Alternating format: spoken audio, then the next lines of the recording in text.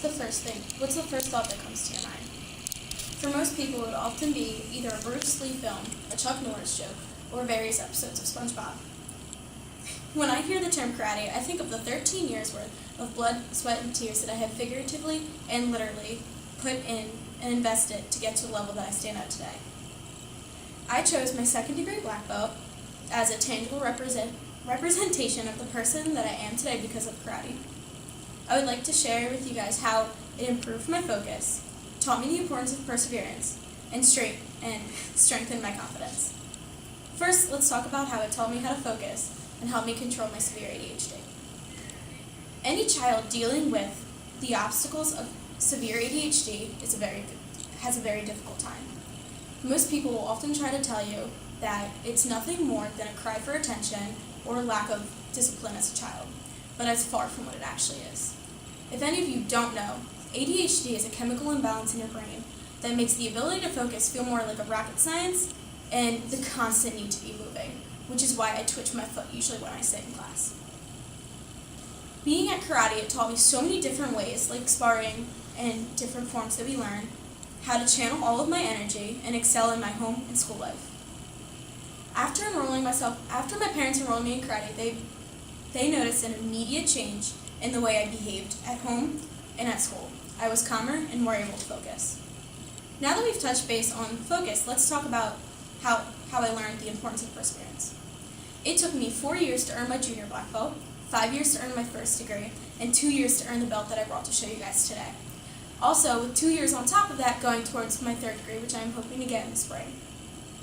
Out of these 13 years, I have encountered 5 concussions, 3 broken bones, 1 knee surgery, and more bloody noses than a girl can count. In recovery, I would often think that it would be easier to just quit than it would be to catch up on all of the curriculum that I missed within the weeks and sometimes even months that I have been out. But thanks to my stubborn teammates and my nagging coaches, quitting just was not an option for me. And looking back makes me think of how much different my life would be if I had quit. If I had, I wouldn't have been able to experience at least half of the situation that has shaped me into the person that is standing before you today. Over the years, I have learned that confidence can be just as important as perseverance. As being one of the very few girls training at my karate studio, I have always heard the statement that karate is a man's sport, and that it's no place for a young girl like myself.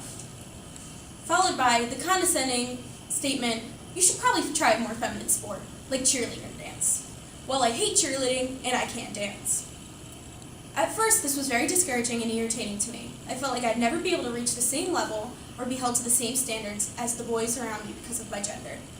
But one night I decided not to let this get the better of me and show them that I can prove them all wrong. Now I have 15 first-place medals and trophies, proving that I can be just as successful as anybody in my class. After my first gold medal in my traditional kata, the way I carried myself dramatically changed. I no longer hid myself in the back of the classroom, and I was always the first to volunteer on our sparring days. I excelled in sparring and surpassed every male student that I had fought, to the point where they didn't want to fight me anymore. This led to me earning the spot as the captain on our elite demonstration team.